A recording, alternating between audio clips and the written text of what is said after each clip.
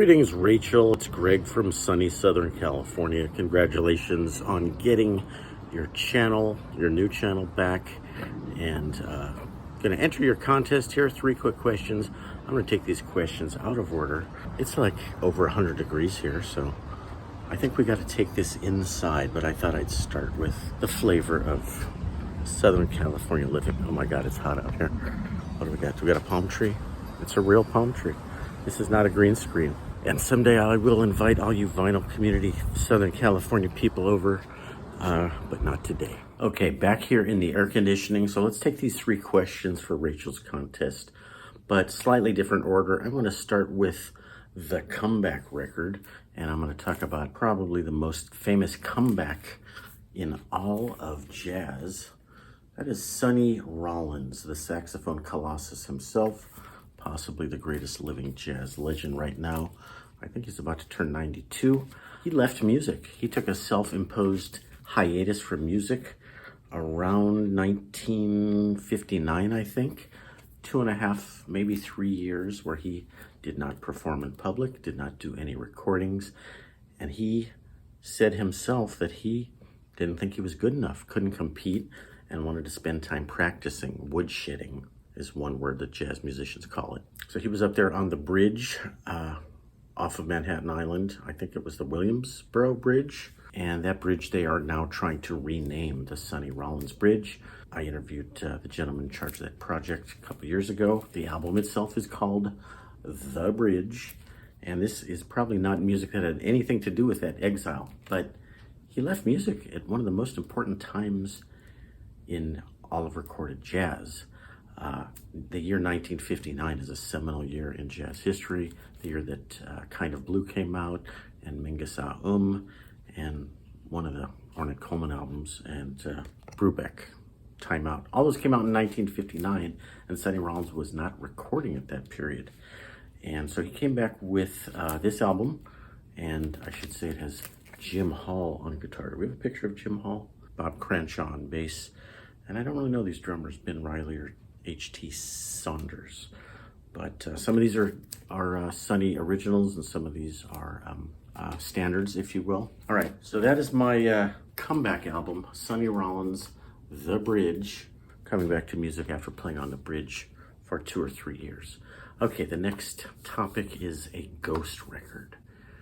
And I didn't want to go searching through 3,000 or 4,000 albums to find one with a ghost on the cover. So what I did is I decided to create a couple of album covers. Let's stand on this side. So I can show you your album covers here. I created a couple of album covers for albums that have not yet been recorded. But if you want to record an album and use this as a cover, call me and I will charge you a lot of money. I'm really not much of an artist, and but these are original covers that were just created by me. Ghost album cover. I don't have titles for these yet. I don't have music to go with them. They're just album covers. A couple of album covers that I created just for Rachel, just for this purpose. That's easier than going and finding a record in your catalog. Well, maybe it is. And then the last question has to do with Michael at 45 RPM there in Germany. And Michael is certainly an expert on a lot of interesting things in music. And Michael and I sort of agree that classical music is like way up here compared to a lot of the, maybe he doesn't agree with that, but I've heard him say things like Bach is the greatest composer of all time. And I would agree that it's either Bach or Beethoven, both German guys. That's the point I'm trying to make, is that Michael comes from a country, a part of the world that music is and was so highly developed, giving us Beethoven, Bach, Mozart was Austrian, and Mahler, and all these guys. So, in the spirit of what I just did for Rachel, I'm going to do the same thing for Michael. These are not portraits of Michael.